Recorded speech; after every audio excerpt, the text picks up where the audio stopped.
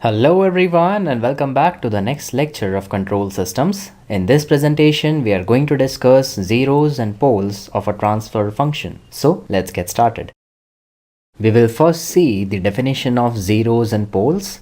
Zeros of a transfer function are the frequencies, that is the values of s, for which the numerator of the transfer function becomes 0. And poles of a transfer function are the frequencies, that is the values of s, for which the denominator of the transfer function becomes 0.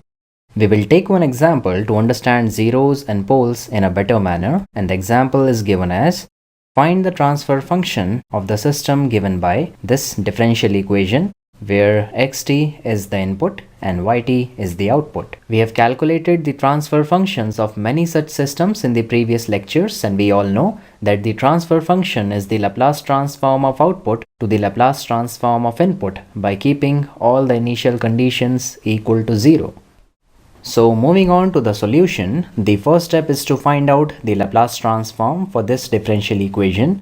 So if we find out the Laplace transform and if we put all the initial conditions equal to 0, then we will get s square ys plus 7s multiplied ys plus 12ys is equal to sxs plus 2 multiplied xs. Now we have ys common on the left hand side and xs common on the right hand side. So if we take ys common on the left hand side, then we will get ys multiplied s square plus 7s plus 12. And if we take xs common on the right hand side, then we will get xs multiplied with s plus 2. If we transpose xs on the left hand side and if we transpose this factor s square plus 7s plus 12 on the right hand side, then we will get ys over xs is equal to s plus 2 divided by s square plus 7s plus 12. If we factorize this term, then we will get the transfer function is equal to s plus 2 divided by s plus 3 multiplied with s plus 4.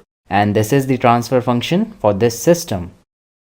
So now we have our transfer function, which is hs equal to s plus 2 divided by s plus 3 multiplied with s plus 4. Let us talk about zeros and poles for this transfer function. So we already know that zeros are the values of s for which the numerator of the transfer function becomes 0. That means if we equate the numerator of transfer function equal to 0, then we will get the zeros of this transfer function. And for this transfer function, we have only one zero, which is s equal to minus 2. So the 0 for this transfer function we can say is equal to minus 2. Similarly, if we talk about poles of this transfer function, then poles are the values of s for which the denominator of transfer function becomes 0. Or in the other words, the transfer function becomes infinite. Because if the denominator is equal to 0, then the value of fraction becomes infinite. It means that if we equate this denominator equal to 0, then we will have the poles of this transfer function s equal to minus 3 and s equal to minus 4. It means that there are two poles, minus 3 and minus 4. So now we are done finding the zeros and poles for this transfer function, and if we want to plot these zeros and poles in the s-plane, then we can plot it by using the pole zero diagram. The pole zero diagram is the plot on s-plane which represents the locations of poles and zeros of a transfer function. In a pole zero diagram, the poles are represented by a cross and the zeros are represented by a circle. So if we want to represent the poles and zeros of this transfer function on a pole zero diagram, then we will have this s-plane in which x-axis is the sigma axis, which is the real part of s, and the y-axis is the j omega axis, which is the imaginary part of s.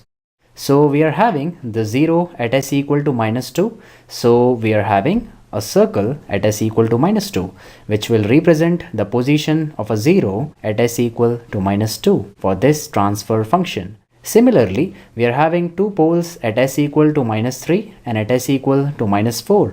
So we will have one cross at s equal to minus 3 and one cross at s equal to minus 4, and this is the pole zero diagram for the poles and zeros for this transfer function. So now we are done with the introduction of zeros and poles for a transfer function. And we have also discussed the pole zero diagram by which we can represent the zeros and poles on an S-plane. Now let us understand the zeros and poles for a general transfer function. So we are having a general form of transfer function which is given as transfer function equal to s minus z1 multiplied with s minus z2 multiplied with s minus z3 and so on up to s minus zn, divided by s minus p1 multiplied with s minus p2, s minus p3 and so on up to s minus pn. This transfer function shows that it is having n number of zeros and n number of poles. So if we try to plot zeros for this transfer function, then we will have zeros at s equal to z1, z2, z3 and so on up to zn, because we are having n number of zeros. Similarly, if we plot poles, then we will have poles at s equal to p1, p2, p3 and so on up to pn. So we are having n number of poles. So these are the zeros and poles for a general form of transfer function. And now we are done with this lecture. Try these questions on your own, and when you get the answer, post them in the comment section.